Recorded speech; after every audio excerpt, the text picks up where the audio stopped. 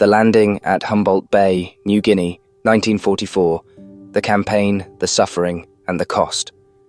What you are about to see is real, unedited footage of one of the most challenging and brutal campaigns of World War II. These images capture the harrowing reality of American troops aboard the USS Humphreys, APD-12, as they prepared to land at Humboldt Bay, New Guinea, in 1944. This is not just a story of military strategy. It is a testament to the immense human suffering and sacrifice that defined the Pacific War. The landing at Humboldt Bay was part of Operation Reckless, a pivotal moment in the Pacific campaign. This operation was a bold maneuver to outflank Japanese forces entrenched in New Guinea and to seize Hollandia, an area crucial for its airfields and strategic position. The campaign to retake New Guinea was a monumental effort, spanning years of jungle warfare and claiming tens of thousands of lives. It was a fight not just against an entrenched enemy, but against a landscape that seemed intent on devouring the soldiers who dared to traverse it. New Guinea itself was a geographical and logistical nightmare. The island is one of the largest in the world, its terrain dominated by impenetrable jungles, towering mountains, and swamps teeming with disease. For the Allied forces, navigating this environment while combating a determined and experienced enemy required an almost superhuman effort. The Japanese had fortified the region extensively, creating a network of bunkers, tunnels, and artillery positions that turned every advance into a grueling ordeal. Humboldt Bay, with its deep waters and proximity to these fortifications, became a focal point in the campaign. The USS Humphreys, a high-speed transport ship originally designed as a destroyer, carried its load of soldiers, equipment, and supplies into the heart of danger. Converted for amphibious operations, the ship had been retrofitted with landing craft and essential gear for delivering troops directly onto contested beaches. For the soldiers aboard, the journey to Humboldt Bay was heavy with anticipation and dread. They knew the challenges that awaited them: the suffocating heat, the relentless enemy fire, and the unforgiving jungle. As the ship neared the landing site, the air filled with the roar of naval bombardments. The Allied fleet unleashed a barrage of artillery to soften Japanese defenses along the coast.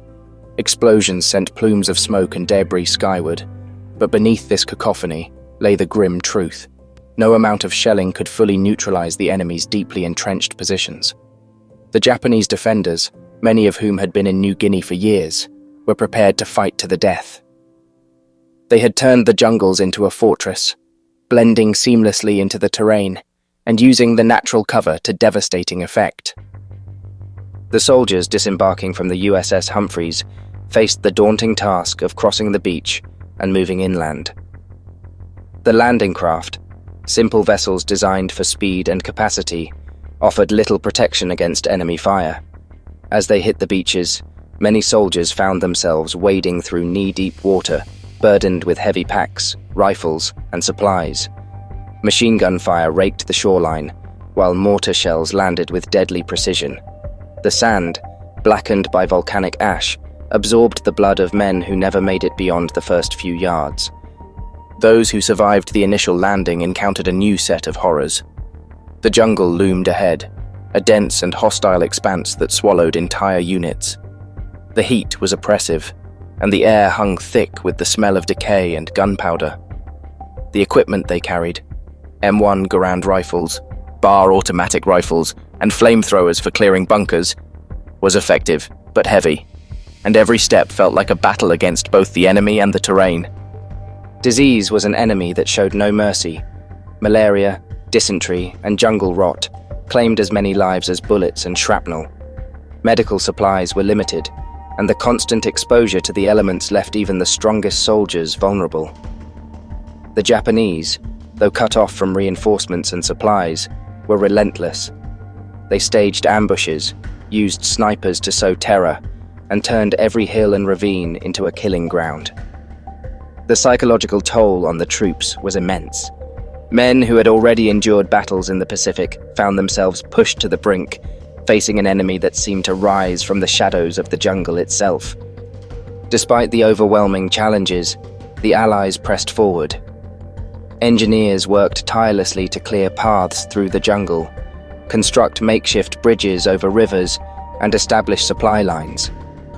The equipment they used, from bulldozers to amphibious vehicles like the DUKW, was invaluable, but often fell victim to the rugged terrain. The airfields at Hollandia, the ultimate prize of the operation, became the focus of intense fighting. Capturing them would provide a critical base for launching air raids on Japanese positions further north and west, paving the way for MacArthur's return to the Philippines.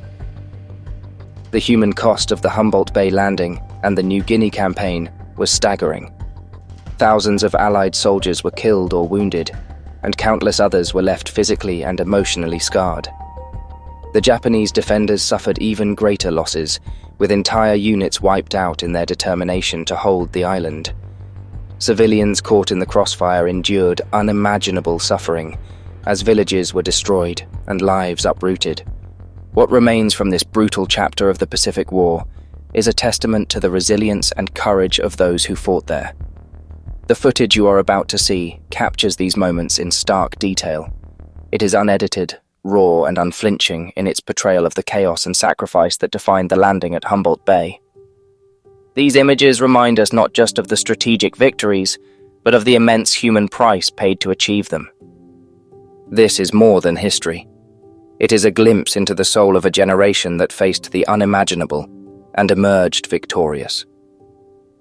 Let us remember their sacrifice as we watch these moments, preserved not just as a record of war, but as a testament to the endurance of the human spirit.